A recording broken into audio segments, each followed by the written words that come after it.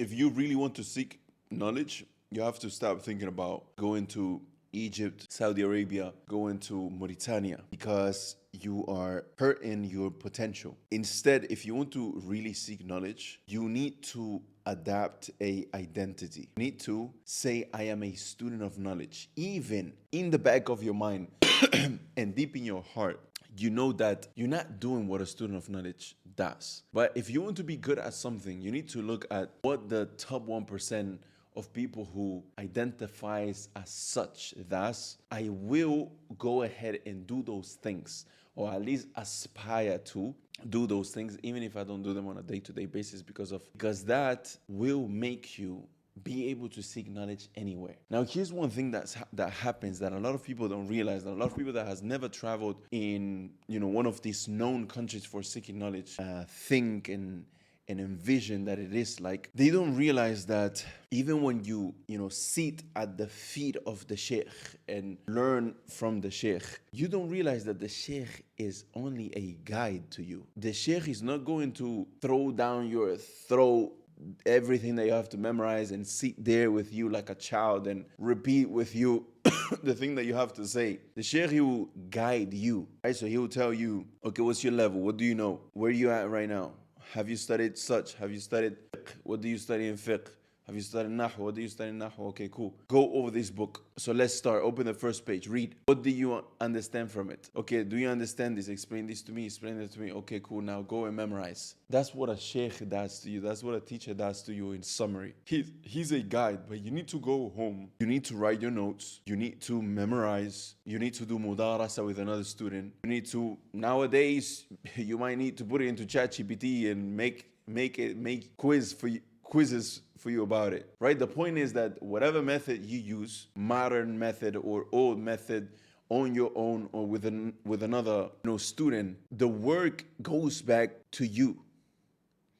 Now, when you go to these places, it's true that there's one thing that you gain when you go to Medina, when you go to Mauritania, when you go to Egypt. What you really gain is inspiration. You really gain is putting yourself in an environment that can only but force you to do the work. Just like, for example, you could work out in the house if you are disciplined enough. But when you are in a group of people who goes out and run or goes out and do push-ups together or work out together, it pushes you because of the social pressure that comes with it, and it pushes you to your limits. So there is no doubt that horses next to other horses, they run faster, and that is a fact. Look it up. So horses, when they run on their own, they run on their own pace. When there are horses right and left of them, they tend to go faster because they need of competition. So the same thing happens with the human being. When you are around peers that all of you aspire towards the same thing, it pushes you to want to do more. And here I'll give you an example. When I was in Egypt, I remember the first matan of the first foundational book of related to anything of knowledge for me was Usul al-Thalatha. And the reason why I started memorizing it is because there was this at that time companion of mine. His name was Saeed from France and was originally Cambodian. And so he started memorizing it. He was quite advanced. So I saw he was memorizing it and coming to the Arabic lessons on a day-to-day basis. So that pushed me to want to do it. Now that sometimes is a blessing, but sometimes is a curse as well. Because sometimes you compare yourself to other people, and what that does to you is it makes you mushattit al-ahdaf, right? It makes you be a little scattered when it comes to the things that you want to accomplish. Like, what is it you want to do, these or that? So it can be a distraction. It can be a motivation as well. But going back to the point is that if you really want to, for example, learn the Arabic language, seek knowledge, it's not really about the environment or the teacher it will always go back, like 60% of the actual progress, it goes back to yourself. The reason why I'm heavily thinking about these things these past few days is because I am thinking at Andalus Institute, which is our institute where we teach the Arabic language. I'm thinking of how could I restructure things to keep students more accountable so they can get more results. right? And I've been thinking about different methods and different approaches, but I always come back to the phenomenon that those students that progress the most is those who be more disciplined. Because every time that I think of of making changes, I think of the top 20%. The top 20% of students who stuck or who reached far in the program is because they were self-disciplined. And that's the reality, and that's how I learned Arabic as well. When I was in Egypt, my lessons, you go to class, the teacher has written the new vocabulary that you are going to memorize today on the whiteboard. We get to the class, we read the new text, each gets a turn to read the text. Then, okay, cool, now let's break down the new vocabulary in this text that you don't know. So, ذهب هل تعرفون ذهب من لم يفهم ذهب. And he asked a couple of times, do you understand, do you not understand? ذهب means this, and all of this in Arabic. Then you write down your notes, some of the things, because it's all in Arabic, you will not understand what the teacher is saying. So you will get home and you will have to do your own research, right, about the particular word. And then you go ahead and you memorize on your own.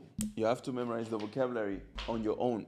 Then the teacher, he will tell you, for example, make 3 sentences for each new vocabulary word. Then next day, same thing, new vocabulary on the whiteboard. And while you're writing the new vocabulary of the whiteboard, the teacher corrects the 3 sentences that he told you yesterday to do. And then the muhadatha, the practice of speaking, is among students. The teacher is not going to be there for you to practice speaking. He comes, delivers the lesson to you, delivers the knowledge, make sure you don't have no questions, then he goes home. And the reality is that in Egypt, in the streets, we wasn't speaking Fusha Arabic. And I don't remember any conversation in 6 years that I had in the streets of Egypt in Fusha that I was like, wow, I'm going to keep coming to this guy because, it's so beneficial. That's how without really intending it, I learned the Arabic dialect. And so I see this in a lot of people, is that they get so caught up in the whole mentality that I cannot seek knowledge unless I travel to this country, or unless I travel to that country to seek knowledge, or when I travel to that country, I will seek knowledge. But the reality is that you could become a scholar living in London, living in New York,